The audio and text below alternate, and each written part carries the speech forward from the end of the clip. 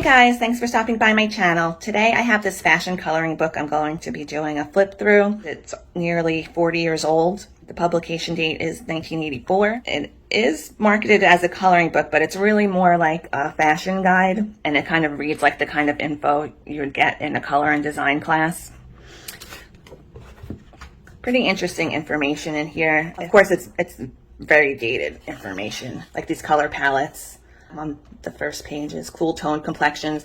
Like you could tell these are very 1980s kind of color palettes, especially for the eyeshadow, like all these blues and stuff. On the other side, it has the color palettes for warm tone complexions. It gives you like lipstick and blush colors, neutral blouse colors, bright colors for tops, dresses, and accessories, fashion colors for structured garments, and base color for all types of garments. I don't know if any of you guys grew up in the 80s or alive in the 80s even. So let's take a look through this. It is very text heavy, so I'll try to skip through those parts. So if you just look at the pictures and yeah, if there's anything like little blurbs or something, I'll read that out for you guys to see. It's how to use this book. It has medium wide felt tip pens. If you do get a chance to get a copy of this book, I don't think I would necessarily use felt tip pens or any kind of marker unless you put something behind it. This isn't really good condition considering it's almost 40 years old. It seems like this copy has never been really opened, so, or it's never been colored in or anything. It says clothing, the silent language. And it's telling you what colors to use here, which I thought was weird when I first looked at it. But now I'm thinking it's kind of like similar to Color by Numbers. And plus, since it's like a fashion guide, it's trying to teach you what colors go together. So I guess that's the reasoning for it. Fashion's role in dressing. The influence of a fuller sleeve could be applied to blouses as well as jackets. There was a lot of shoulder pad action going on in the 80s. I think shoulder pads kind of you can look at being popular in the 80s there was a lot more women entering the business or the workforce around this time. I don't know if you guys have seen, this kind of gives me very much Working Girl vibes. Have you ever seen that movie? You know, when they're walking in Manhattan with their sneakers and their power suit dress skirts and everything, trying to get into the male-dominated workforce. So there was kind of like a line you had to straddle between looking like a little bit more masculine, but still maintaining like a feminine look. That's why you see that term power suit a lot from the 80s, but usually it would be like a kind of like a structured jacket on top, but then like more feminine skirt and heels on the bottom. That's why you would see a lot of women walking to work with their sneakers and carrying their heels. So when they got to the office, they were changing to their heels. This is going into color profiles. Red says, red is the first color a baby responds to. It is a warm, romantic, sensual, aggressive color. Red rooms make food look very appealing and encourages eating. This is pink. Pink is a unique color, not just a softer version of red. Pink is a feminine color. It's associated with delicate, non-aggressive yet pleasing personalities. So this is telling you the color. This hot pink, orange, green. It's telling you all the greens over here. The color teal, forest green, khaki, dust. Blue is the preference of most people after they leave childhood. Navy blue has authority and dignity. Purple is a color that suggests wealth and royalty in the past because it was a very expensive color to produce from natural dyes. Yellow is the first color to be processed by the eye because of the length and intensity of the color waves. So it's highly visible. Black is in scientific terms, black is not a color at all. It is the absence of colored light rays on a surface. We'll be coloring here black, some hot pink accents, black and white. This is gray. Gray is a sophisticated neutral that has business-like authority. Gray is a neutral shade that neither advances or retreats and has an anonymity, oops, I can't say that word, that makes it a natural to wear for business apparel. So they're doing black, gray, black and pale gray stripes, gray tweed with red and black flecks, gray flannel, gray and red prints. Light. Light is also technically a non-color when light contains all the wavelengths of the visible spectrum, falls on surface with no pigment. Sunlight and moonlight glows can, oh, this is telling you like kind of like your skin tones, what they refer to as sunlight and moonlight glows, like in the beginning here, moon glow colors is for full complexion according to this book, and sunlight colors are for warm tone complexions in this book. White, so they're telling you ivory, white, navy blue supposed to be going together, and cream, marigold, or hat. Color illusions, I guess this is trying to make your proportions look different.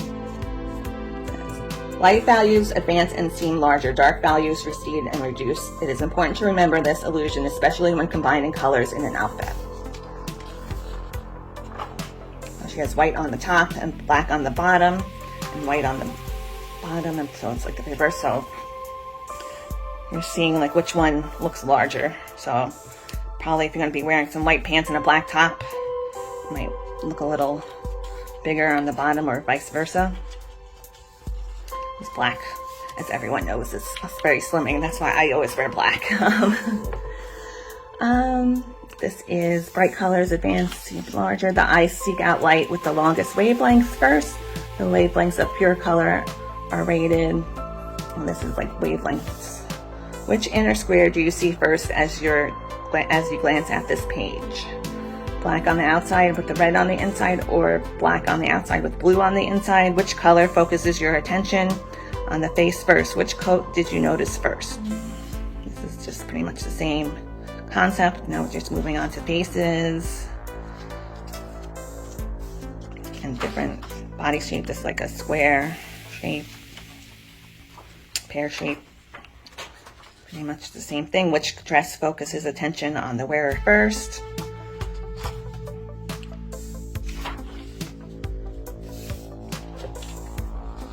Which rectangular looks the slimmest? Which rectangular looks the longest and slimmest? This is different color combinations, I guess, to get different visual reactions from the color proportions and everything. Now 28 is proportions. It says proportions is one of the factors that most influences the way a garment looks. Proportion is the relationship of the size of the different parts of the garment to one another, and the relationship of the total volume of the garment to the figure wearing it. Like this is like a longer proportion. Like how the top is down to the hip, this is like up the waist, and then this is like an empire waist up top. So visually different proportion illusion. Same difference here. You got like this kind of jacket, kind of chopping you off over here, and then over here, this is kind of giving you like a longer, kind of like a 1920s waistless look. Pant proportions. Fashion designers play with pants and use a wide variety of shapes and lengths to achieve particular effects.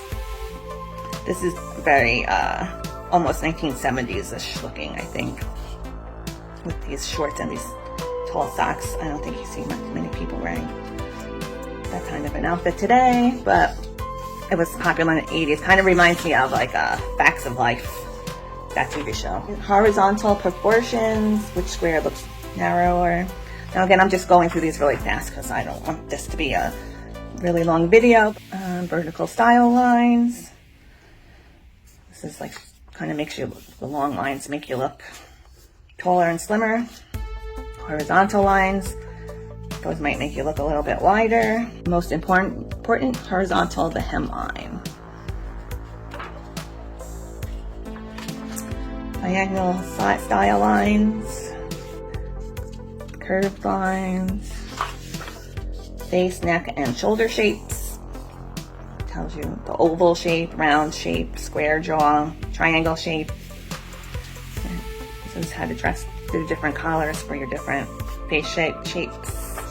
Symmetry, The human body is visually symmetrical. The body is basically the same on each side of a central line, the median creating a formal balance.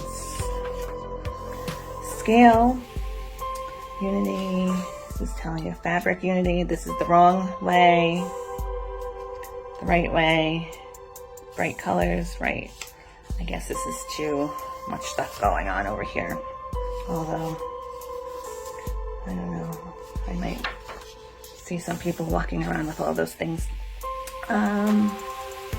Rhythm, emphasis, color, and contrast. Oh, this is like a little Chanel purse, that's cute.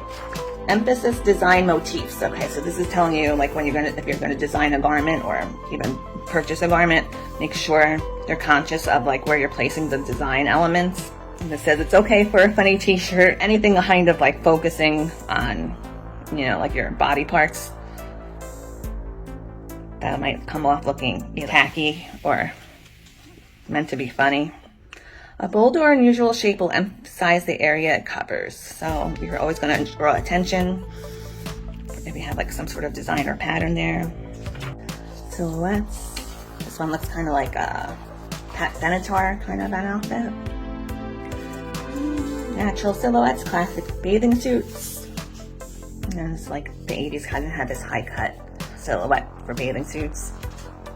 And like one pieces were still strong then. And this low cut plunging bathing suits and bikinis. Novelty bathing suits. Slimline silhouettes pants. These are very 1980s kind of pants with the pleats and a high waistband and belt. Slimline silhouettes, skirted outfits. These pencil skirts were very big in the 80s.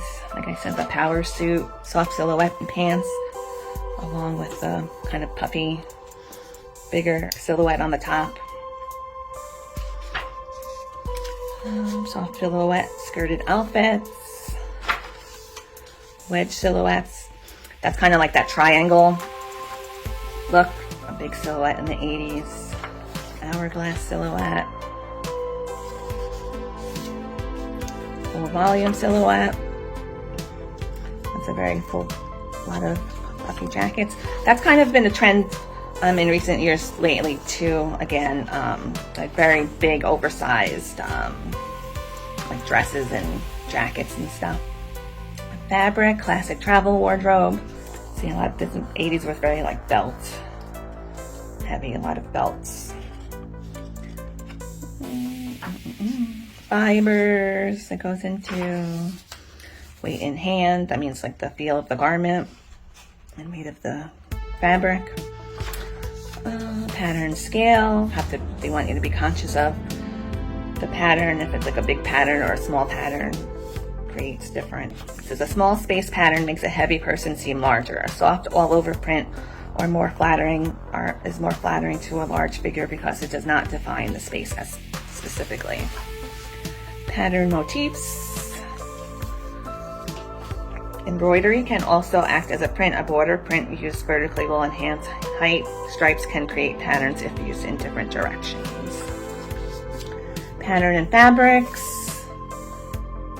It says good dress print, but difficult to match to solid colors because they're telling you to do gray and red.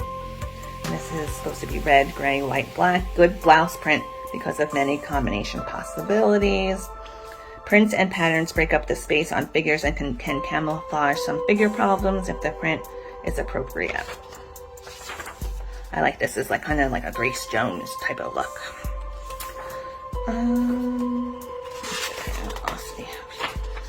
Pattern combinations. It says combining two patterns in one outfit is more difficult to do successfully than combining plain and patterned fabrics. Pattern surfaces are more complicated to mix. Here are some guidelines. This is white with purple dots, and this is purple with white dots, so they're kind of giving you like an opposite effect there. Wearing several patterns in combination calls for sophistication and careful selection. So I always like to do this. I used to work for a store in New York where I would do the visual merchandising and the window dressings. I would like to do this a lot, like mix the prints like that. It's kind of difficult because you don't want it to look like some kind of crazy mismatch, but you have to do it. Kind of like a science to doing that to make it look good. This is foundations, the bras, other foundations. The 80s, everyone would wear slips under the skirts a lot too. Proper fit. Clothing is the frame for a personality and should not hinder or detract from a person's activities. Fit for the larger figure. It says too much fullness will make a large person seem even larger. Fit top and sleeves. This is a cap sleeve. It tells you all the different sleeve types, kind of like a kimono sleeve, raglan sleeves. It says it's unflattering short satin sleeves. Construction, tailored jackets. Construction details. It says top stitching. These are like all like little details onto the like buttons and jackets and stuff. Construction, soft garments, shoes. If you like to color shoes, this is a good section. Stockings. You don't really see too many people wearing stockings that much anymore. Like maybe like a novelty stocking or something like that in the winter time. It's not really like a fashion thing anymore. Accessory handbags. I think all these kind of handbag styles are still, you still see these kind of styles today. Jewelry, accessories, and belts. This again, we don't really wear too many belts nowadays, I don't think, except for like maybe like sometimes they come in and out of style every once in a while, like maybe a chain belt you might see, or I know a couple of maybe like 10 years or so, those high-waisted belts were in. Hats. Again, you don't really see too many people wearing hats that often. Maybe now the hats that are in style now I think are like Panama hats, those big wide brim fedoras. I have a lot of those in my eBay store right now and those seem pretty popular. Scarves. Scarves kind of come in and out of fashion a lot too. The 80s I think was really popular to wear them around the neck like that with the little bow. Like this, and now we got, let's see if I should, well maybe I'll have to do it this way so you guys can see these pictures. They're all different outfits. Balanced figure thin, balanced figure average. This is balanced figure for a larger figure. Pear-shaped figure thin, pear-shaped figure average, pear-shaped figure large, full busted figure thin. Oh, this has everything. Full busted figure average,